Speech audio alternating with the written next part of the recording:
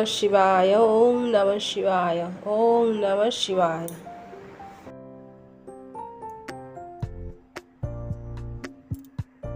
गुरु ब्रह्मा गुरु विष्णु गुरुदेव महेश्वर गुरुरेव परं ब्रह्म तस्मै श्री गुरुवे नमः। अज्ञानातिमिरान्धस्य ज्ञानाञ्जनशलाकया चक्षुरुन्मीलितं येन तस्मै श्री गुरुवे नमः। नमस्कार, सुप्रभात।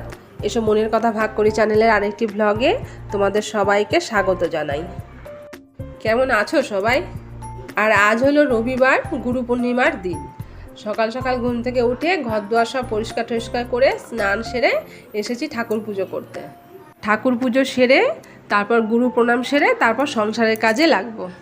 আমার না দীক্ষা হয়ে গেছে, আমি দীক্ষা নিয়েছি। তবে আমাকে যে দীক্ষা দিয়েছেন তিনি গুরুদেব নন, তিনি হলেন গুরুমা।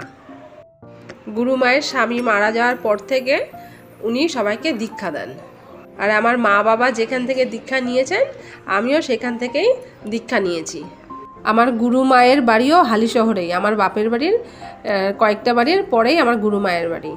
তবে ওনাকে তো আমি আজকে ওনার পায়ে হাত দিয়ে নমস্কার করতে পারছি না, তাই ঈশ্বরের কাছে বসে ঈশ্বরকে নমস্কার করার পর আমি গুরুমাকে এখান থেকেই প্রণাম জানাচ্ছি।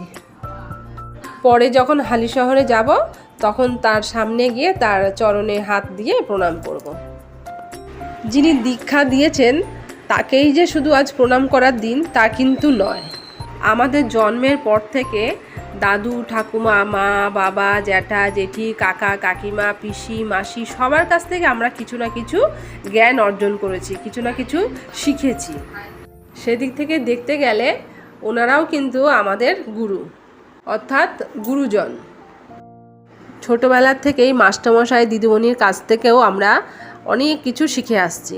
একদিক থেকে দেখতে গেলে ওনারাও কিন্তু আমাদের গুরু। তাই আজকের দিনটাতে তাদের সকলকেই আমাদের প্রণাম জানানো উচিত। তাই ঈশ্বরকে প্রণাম জানিয়ে, সমস্ত গুরুজনদের প্রণাম জানিয়ে আজকের দিনটা আমি শুরু করলাম।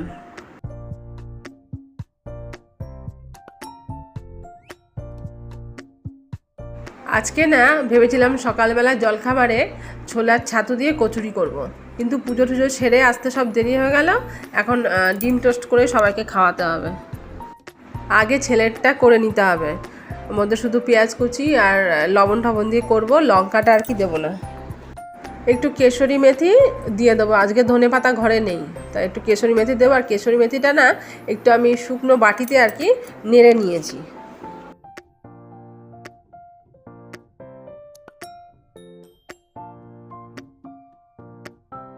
আমার ছেলে ডিম টোস্ট খেতে খুব ভালোবাসে।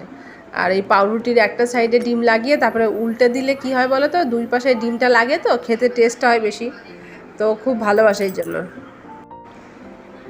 আবার সঙ্গে একটু টমেটো সস দিয়ে দিলে ব্যাস, তাহলে কোনো কথা নেই, চুপচাপ একদম খেয়ে নেবে।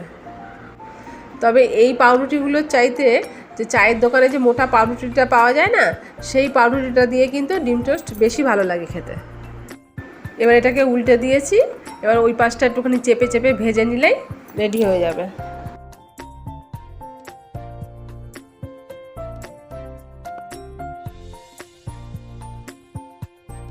ছেলেরটা রেডি হয়ে গেছে, এবার ওদেরগুলো রেডি করলেই সকালের জল খাবার কমপ্লিট হয়ে যাবে। টোস্টটাকে পিস পিস করে কেটে দিয়েছি, তাহলে ধরে ধরে খেতে সুবিধা হবে, সসের মধ্যে লাগিয়ে লাগিয়ে খাবে তো।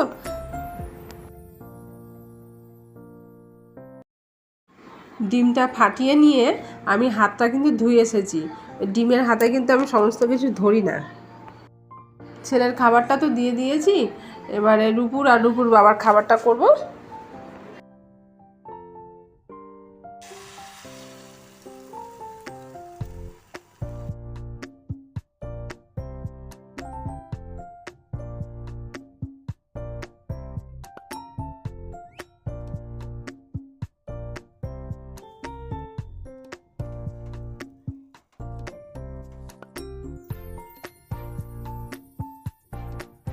গতকাল আমার বড় ননদ গেছিল বাগনাপাড়ায় মামা শ্বশুরের বাড়িতে।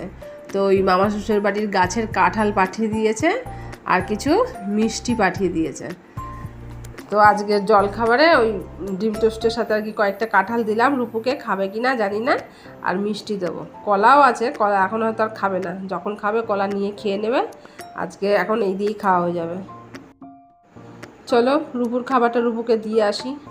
আর ছেলে তো মিষ্টি মিষ্টি এখন খাবে না, ওকে পরে অন্য সময় দেবো। এবারে রূপুর বাবারটা তৈরি করে নেবো, তারপরে আমারটা রেডি করলেই হয়ে যাবে।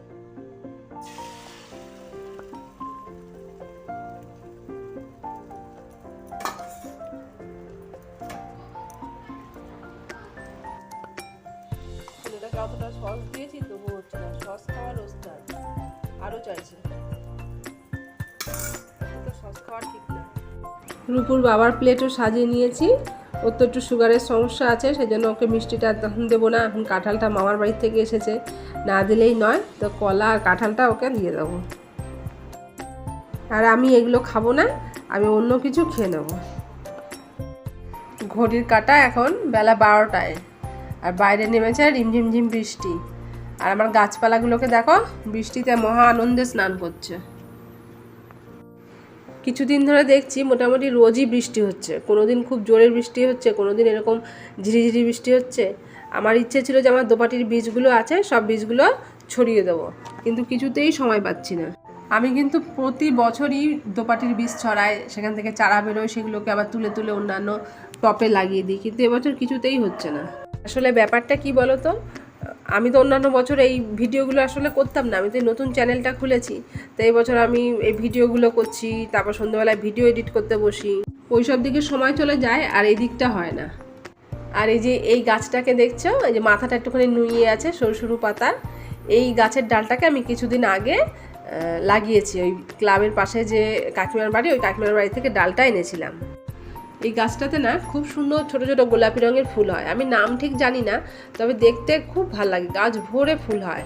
তো আমার বাড়িতে অ্যালোভেরার গাছ আছে, সেইখান থেকে না অ্যালোভেরার পাতা কিছুটা কেটে নিয়ে ওই পাতাটার মধ্যে আর কি, ওই যে জেল আছে ওই জেলের মধ্যে এই গাছের ডালের নিচের দিকটা একটু চাকু দিয়ে চেঁচে নিয়ে এটাকে ওই পাতার মধ্যে ঢুকে দিয়েছিলাম, তারপরে এটা মাটির মধ্যে লাগিয়েছি। তারপর কয়েকদিনের মধ্যেই দেখি গাছটা বেশ বেঁচে উঠেছে। আর এই যে জবা গাছের ডালটা দেখছো, এটাও কয়েকদিন আগে লাগিয়েছিলাম, এখন এই বৃষ্টির জল পেয়ে যেন আরও তরতাজা হয়ে উঠেছে। একটু পুকুরের পাশটা তোমাদেরকে দেখাই, চলো। একটু আগেও একটু বেশ জোরেই বৃষ্টি হচ্ছিল, এখন দেখছি বৃষ্টিটা একটু থেমে গেল। পাশের বাড়ির দিদিভাইয়ের কলা বাগানটাতে একটা গাছে কলার কাঁদি পড়েছে, কিছুদিন আগে আর একটা গাছে ছিল, এখন আবার দেখছি এই গাছটাতে পড়েছে। আর দিদিভাইয়ের উঠোনে জল জমে গেছে, ওই যে পাতার ফাঁক দিয়ে দেখা যাচ্ছে। ফ্রিজের ভেতরে দুধের বাটিটা ছিল, বার করে রেখেছিলাম, যে টিফিন টিফিন খাওয়া হলে তারপর একটু জাল দেবো। ও বাবা, এখন এসে দেখছি দুধটা একটুখানি ছানা কাটা হয়ে গেছে। এটা তো ছানা কাটা মোটামুটি হয়ে গেছে, তো এইটাকে না আর একটু ভালোভাবে ছানা কাটাতে হবে। তো চলো তোমাদেরকে দেখা আমি কীভাবে ছানাটা কাটিয়ে নিই। একটু ভিনিগার নিয়ে নেব, সামান্য নেবো, কেননা বেশি লাগবে না, কারণ দুধটা তো ছানা কাটা হয়েই গেছে। এবার এর মধ্যে দেবো একটুখানি জল, দিয়ে এটাকে ভালোভাবে মিশিয়ে নেব। এবারে এটা এই দুধের মধ্যে একটু দিয়ে দেবো, তাহলে ভালোভাবে ছানাটা কেটে উঠবে। যেই দিকে খেয়াল করতে পারবো না, ব্যাস ওই দিকেই কিছু না কিছু একটা সমস্যা হয়ে যায়। একটু পুজো আর্চার দিকটা সারতে গেছি, ওদিক সেরে টিফিন টিফিন করা হলো, তো ব্যাস এদিক এটা নষ্ট হয়ে গেল। এই একা মানুষের ঘরে না এই সমস্যাগুলো খুব হয়, একদিক দেখতে গেলে ব্যাস আর একদিক পড়ে থাকে সব। এই দেখো সুন্দরভাবে জল আর ছানাটা আলাদা হয়ে গেছে। আর এই ছানা কাটা জলটা না খুব উপকারী, জানো, এইটা দিয়ে না অনেকে আটা ময়দা মাখে। আবার এই ছানা কাটা জলটা না ওই গাছের পক্ষেও খুব উপকারী, বিশেষ করে জবা গাছ, গোলাপ গাছ, ওই সমস্ত গাছে দিলে বেশ ভালো ফুল হয়। আর এই ছানাটা দিয়ে না আমি পনির বানাবো। আর দেখো এটা পুরোপুরি একদম ভালোভাবে হয়ে গেছে। এবার গ্যাসটা বন্ধ করে দেবো, দিয়ে এর মধ্যে না বেশ খানিকটা ঠান্ডা জল আমি দিয়ে দেবো, যাতে ছানাটা শক্ত না হয়, সফট থাকবে। এটা আমি কিছুক্ষণের জন্য এরকম অবস্থাতেই রেখে দেবো, পরে দেখাবো তোমাদের কীভাবে পনির বানায়। আর আজকে তো রবিবার, রিজু সোনার মনটা খুব খারাপ, রবিবার হওয়া সত্ত্বেও মন খারাপ, কেননা ওর আজকে খেলার সাথী নেই। ওর দাদা আর ওর বুনুর ওদের সবার জ্বর হয়েছে, তাই ওদের ঘরেও যেতে পারেনি, আর ওরাও আমাদের ঘরে আসতে পারেনি, সেই জন্য ও একা একাই ঘরে খেলছে। তো হয়েছে কি, সকালবেলা যে কাঁঠালের কোয়াগুলো খুললাম না, ওর মধ্যে থেকে যে বীজ বার হয়েছে, দুটো বীজের মধ্যে দেখি গাছ বেরিয়েছে। এখন ওর খুব কৌতূহল কীভাবে গাছ হয় ওইটুখানি বীজ থেকে। তাই আজকে ওকে একটু দেখাবো যে কীভাবে গাছটা হয় বীজের থেকে। এই দেখেছিস বীজের থেকে যে এটা বেরিয়েছে একটা শিকড়ের মতন, এটা বীজটাকে মাটিতে পুঁতে দিলে এই যে এই শিকড়টা এটাই মাটির থেকে ওপরে উঠে গিয়ে ডালপালা গজাবে, আর ওর মধ্যে পাতা ফুল ফল সবই হয়। আর এই বীজের ভেতর থেকে শিকড়টা বেরিয়ে মাটির একদম নিচে চলে যাবে। এইভাবেই বীজ থেকে গাছ হয়।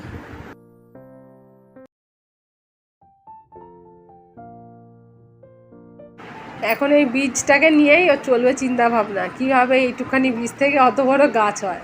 কিরে ভাবছিস? ভাব কিছুক্ষণ ভাব। এখন ওর বক্তব্য ওই বীজটাকে ছাদে নিয়ে গিয়ে টপে লাগাবে। তা আমি ওকে বললাম, না এটা এত বড় গাছ টপে তো হবে না, তুই যখন ড্রয়িং ক্লাসে যাবি তখন ওই ক্লাবের মাঠে এটাকে ফেলে দিবি, ওখানেই গাছ হয়ে যাবে। ভাত আর ডালটা বসিয়ে দিয়ে ওদিকে গেছি, ছেলের সঙ্গে কিছুক্ষণ বকবক করলাম। এদিকে এসে দেখি ডালটা ফুটে উঠলে ফেনা পড়ে গেছে। দেখো 4 সাইডে ফেনা পড়ে রয়েছে। ডালে লঙ্কাটাও দিইনি, এখন লঙ্কাটা দিতে হবে ডালে। ফ্রিজে একটা কাটুয়ার ডাঁটা আছে, ওই ডাঁটাটাকে কেটে এখন ডালে দিয়ে ফুটিয়ে নেব, আর লেবু দিয়ে দেবো, ব্যাস ডালে দারুণ হবে। রান্নার সময় যদি তেল ঢালতে হয় না তাহলে খুব ঝামেলা লাগে। তেলের জারগুলো একটু ধুয়ে দিয়েছিলাম, ওগুলো শুকোলে তারপরে তেলগুলো ঢালবো এটাই ভেবেছিলাম, তো আর ঢালা হয়নি। এই এখন ঢালতে হবে। আর আমি না তেল 2 ভাগে ঢেলে রাখি, সর্ষের তেলও সাদা তেলও। এই যে এইটার মধ্যে ঢেলে নিলাম, এইটা রান্নার কাজে ব্যবহার করব, আর এটার মধ্যে যেটা ঢালবো ওটা আলাদা সরিয়ে রাখবো। তা কোনো দিন যখন নিরামিষ রান্না করি সেদিনকে আর এটা দিয়ে করব না, যেটা আলাদা সরিয়ে রেখেছি এটা দিয়েই করব। দুটো ভাগ এইভাবে তেল রাখলে পরে না নিরামিষ দিনগুলিতে খুব সুবিধা হয়। এই প্যাকেটটা এই জারের ওপরেই খানিকক্ষণের জন্য এইভাবে কাত করে রেখে দেবো, তাহলে প্যাকেটের মধ্যে না বেশ অনেকটাই তেল কিন্তু থেকে যায়। ওই তেলটা জারের মধ্যে সব ফোটা পড়তে থাকবে, তাহলে আর প্যাকেটের তেলটা নষ্ট হবে না। তাহলেই বোঝো আমাদের মতন গৃহবধূদের সংসারে কত রকমের খুঁটিনাটি কাজ থাকে, কিন্তু ঘরের পুরুষ মানুষরা কিন্তু এসব বোঝে না। এবারে চলো ওই যে ছানাটা রয়েছে ছানাটাকে কাজে লাগায়। এ দেখো আমি তার জন্য এখানে বাটি নিয়ে নিয়েছি, বাটির মধ্যে একটা ছাঁকনি দিয়ে দিয়েছি, তার উপরে দিয়ে দিয়েছি একটা পরিষ্কার সাদা ন্যাকড়া। আর জল সমেত ছানাটাকে এই ন্যাকড়াটার মধ্যে ঢেলে দেবো। এবারে ন্যাকড়াটাকে 4 সাইড থেকে ভালোভাবে এভাবে ধরে নিয়ে ন্যাকড়াটাকে ঘুরিয়ে চেপে যতটা পারবো জল ফেলে দেবো। দেখো কতটা জল পড়ছে। এ দেখো ন্যাকড়াটাকে পেঁচিয়ে যত চাপ দেবে এদিকটাতে অতটাই জল বেরোবে। এবার চেপে জলটাকে বার করে নিতে হবে। এবারে কি করবে যে এই জায়গাটাতে একটা গিট মারবো, শক্ত করে একটা গিট এখানটায় দিয়ে দেবো। এই দেখো এটাতে আমি গিট মেরে নিয়েছি। এবারে কি করব, একটা ছোট প্লেটের ওপর এটাকে রাখবো, রেখে এর উপর একটা ভারী জিনিস চাপা দেবো। তখন আমি নোড়াটা নিয়ে নিয়েছি, নোড়াটা এর ওপরে ভালো করে চাপা দিয়ে রাখবো। আর আমার তো অল্প একটু ছানা, তাই এটা নোড়াটাই হয়ে যাবে। যদি তোমরা বেশি ছানার করতে চাও তখন কিন্তু একটা শিল চাপা দেবে। আর এখন তো মোটামুটি 1টা বাজে, দুপুর 1টা, এটা মোটামুটি রাত্রির 11টা 11:30 কি 12টার দিক দিয়ে এটা পুরো রেডি হয়ে যাবে। তখন খুলে দেখাবো, দেখবে এটা পুরো পনির হয়ে যাবে। এর আগে একবার আমি করেছিলাম, তখন ছানাটা বেশি ছিল, তখন আমি শিল চাপা দিয়ে রেখেছিলাম সারা রাত্রি। যদি তোমরা সন্ধ্যের দিকে এটা করতে চাও তাহলে শিল চাপা দিয়ে সারা রাত্রি রেখে দেবে।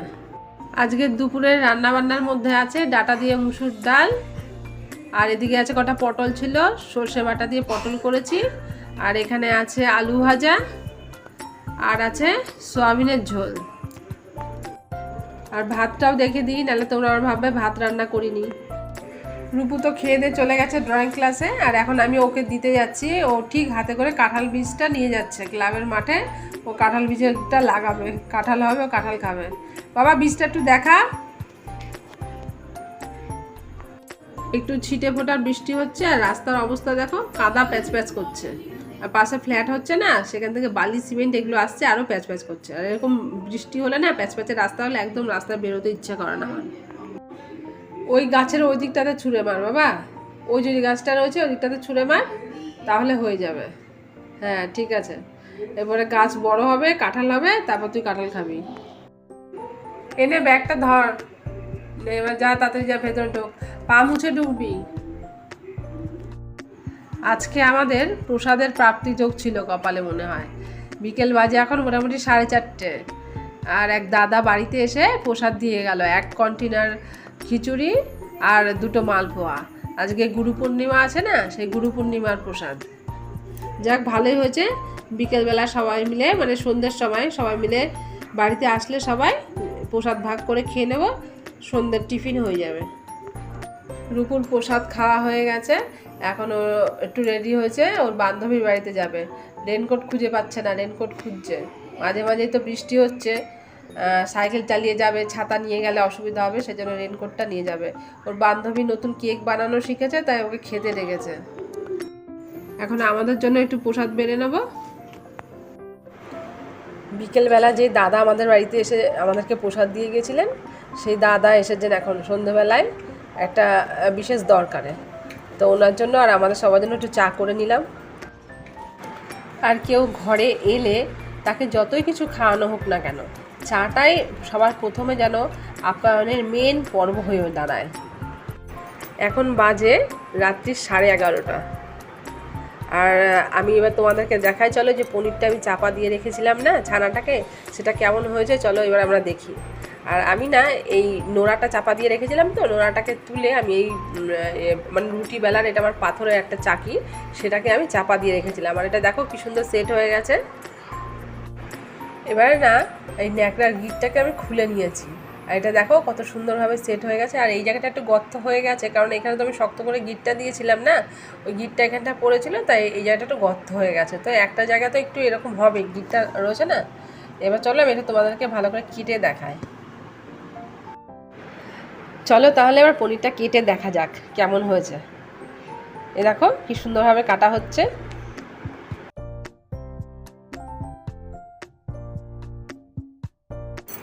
এবার দেখো কি সুন্দর টুকরো হয়েছে, দেখে মনে হচ্ছে পুরো যেন দোকানের কেনা পনির। তাহলে তোমরা যদি চাও এইভাবে কিন্তু বাড়িতে খুব সহজেই পনিরটা বানিয়ে নিতে পারো। তাহলে আজকের মতন আমার ভিডিওটা এখানেই শেষ করছি। তোমরা সবাই ভালো থেকো, সুস্থ থেকো, সাবধানে থেকো, সবাই নিজের খেয়াল রেখো। আর ভিডিওটা ভালো লাগলে একটা লাইক, শেয়ার, কমেন্ট করতে ভুলো না। আর ভিডিওটা প্লিজ শেয়ার করে দিও। আর আমার সব ভিডিওগুলো তোমরা দেখো, যদি ভালো লাগে আমার চ্যানেলটা, তাহলে সাবস্ক্রাইব করে আমার পাশে থাকার অনুরোধ রইল। তাহলে আজকের মতন রাখি, আবার দেখা হবে পরবর্তী ভিডিওতে।